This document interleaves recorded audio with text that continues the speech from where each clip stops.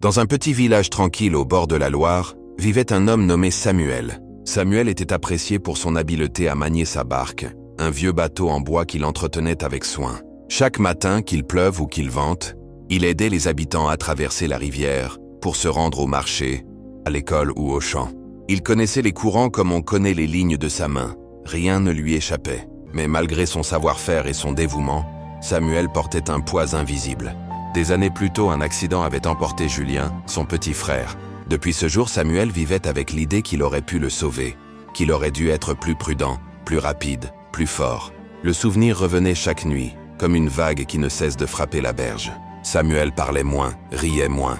Même les flammes du feu communal semblaient en brûler plus froidement lorsqu'il s'y asseyait. Un matin d'avril, une fillette du village, Élise, vint le trouver au bord du quai. Elle portait un panier de pommes et lui offrit la plus rouge, simplement. « Samuel, demanda-t-elle en levant ses grands yeux clairs, pourquoi ton regard est-il toujours si triste ?» Il soupira profondément.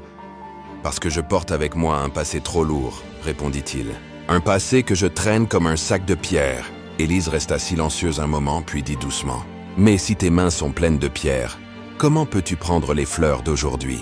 Ces mots, aussi simples qu'un souffle, percutèrent Samuel comme un éclair dans le ciel.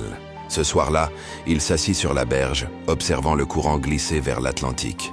La Loire emportait branches, feuilles, souvenirs, mais jamais rien ne revenait en arrière. Elle avançait toujours, sans se retourner. Samuel comprit alors que son passé était pareil au fleuve.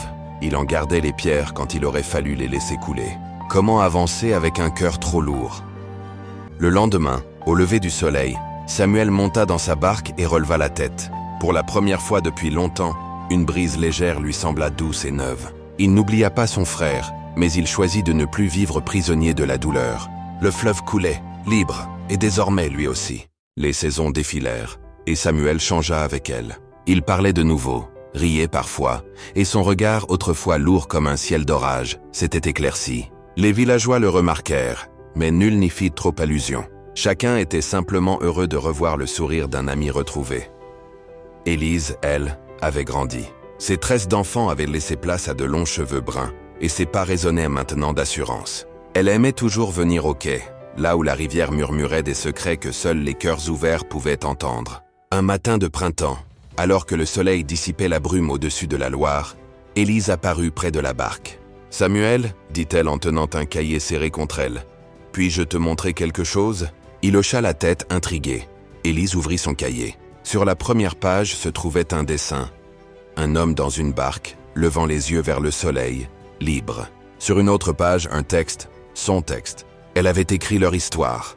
Samuel resta immobile, ému. Il lut les mots, page après page. La tristesse, la pierre du passé, les mots qui libèrent, le fleuve qui avance. Et à la fin, une phrase, simple mais immense. « J'ai appris de toi que le cœur est un bateau. Il avance mieux lorsqu'il ne transporte que l'essentiel. » Samuel sentit la rivière couler en lui, calme, claire, vivante. « Tu veux être écrivaine ?» demanda-t-il avec tendresse. Élise sourit. « Je veux partager ce que la vie m'enseigne.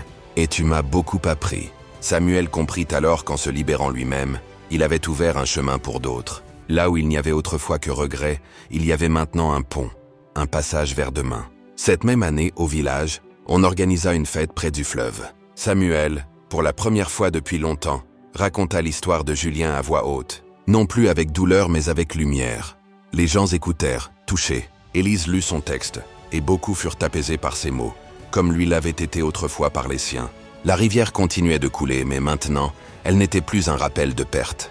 Elle était un symbole de vie. Et ce soir-là, sous un ciel étoilé, Samuel se dit que peut-être le destin n'était pas de retenir ce qui s'en va, mais d'apprendre à faire naître ce qui vient.